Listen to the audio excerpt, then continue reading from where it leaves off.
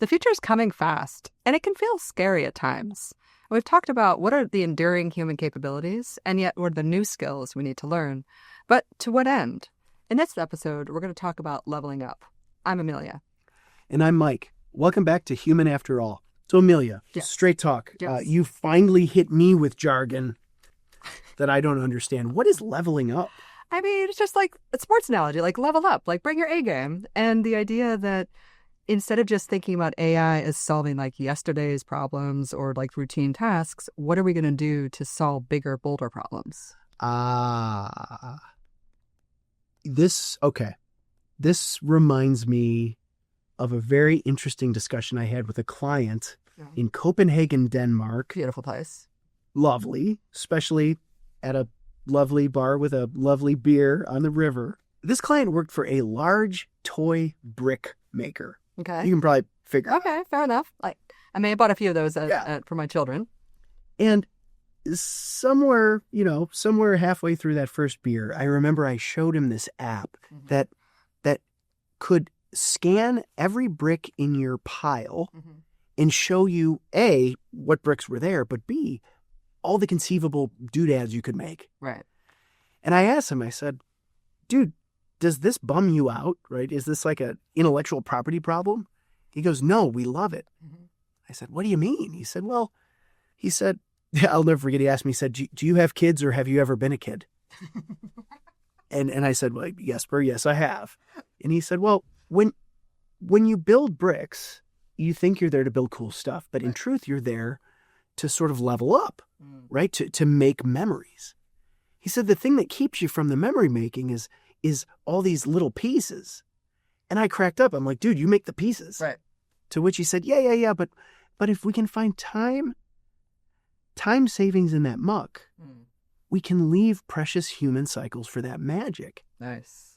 And so when you said leveled up, I thought, oh, okay, yeah, like the brick company, maybe this automation business is a Trojan horse for elevation. No, I like that. I like the idea we can turn muck into magic. And as you know, I wrote a book called Elevating the Human Experience. I am aware. I may or may not have read it a few times. I mean, and I think for me, I wrote that book. Sometimes people ask me, is it a personal book? Is it a professional book? And the answer is yes. Yeah. But I wrote it because I wanted to explore some of the fundamental human questions and what it means to elevate any experience. And I sometimes also get asked, like, okay, I get it, but how will I know? How will I know I've elevated your experience or anyone else's experience?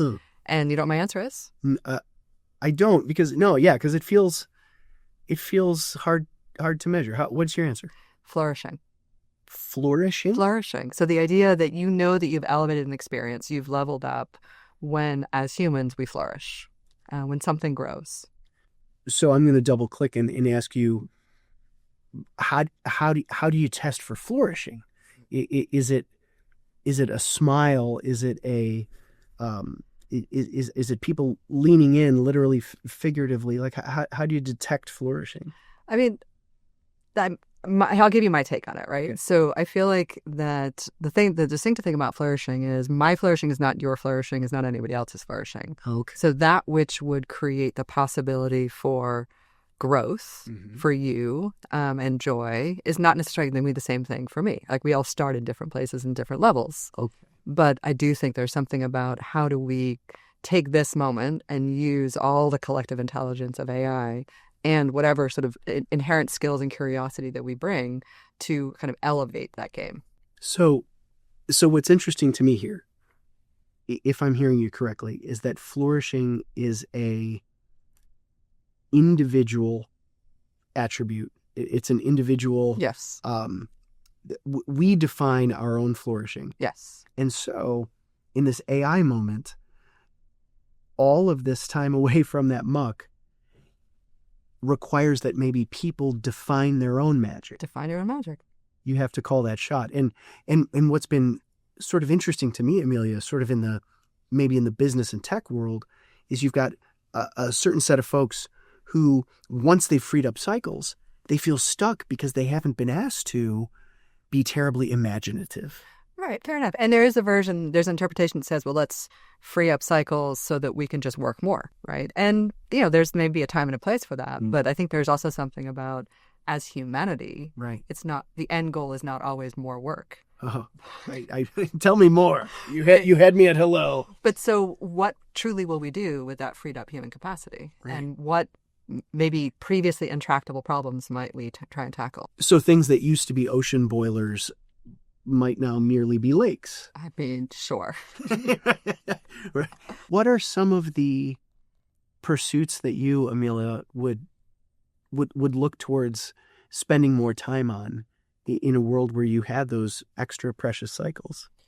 Okay, so I'll give you the maybe the outside of work version of what this would be. And I think for me, one of the things that I think is most important is, what does it mean to love? Right? We talked about skills and capabilities and our work, but not what does it mean to develop the capacity for loving another human being.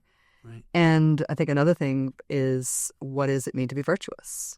Right? So we're trying to teach our AI to be ethical, but ethical decisions become lived actions, and it's only in those actions that we discover our virtue. So if I guess if I were to put this into the time machine and come back to it, 20 years from now, I would hope that we would have used some of those free cycles, right, to learn how to love each other and how to kind of live more virtuously. What I love and find virtuous in your answer, really, is this recognition that though to a 20th century set of ears, those might feel like aspirational nice-to-haves. Right. But thanks to the modern miracle of automated cognition, we have the cycle to start elevating to that. It reminds me of that old Maslow's hierarchy, right? Where, like, my grandpa was too busy focused on safety and security to worry about self-actualization. Yep. And if I'm hearing you correctly, which I think I am, there's a whole set of righteous, elevated pursuits that become very much in bounds. I hope so. I mean, I feel like this is just your and my take on this question, but I feel like at this point, I'd really love to ask our audience, what would you be doing to level up? What are the new pursuits that you would point both your AI and your own capabilities towards, so that you might create that future that we'd all want to be a part of? Folks, thanks for joining us. This has been Human After All. And Amelia, a pleasure jamming with you. Always. Thanks for joining us. Bye-bye.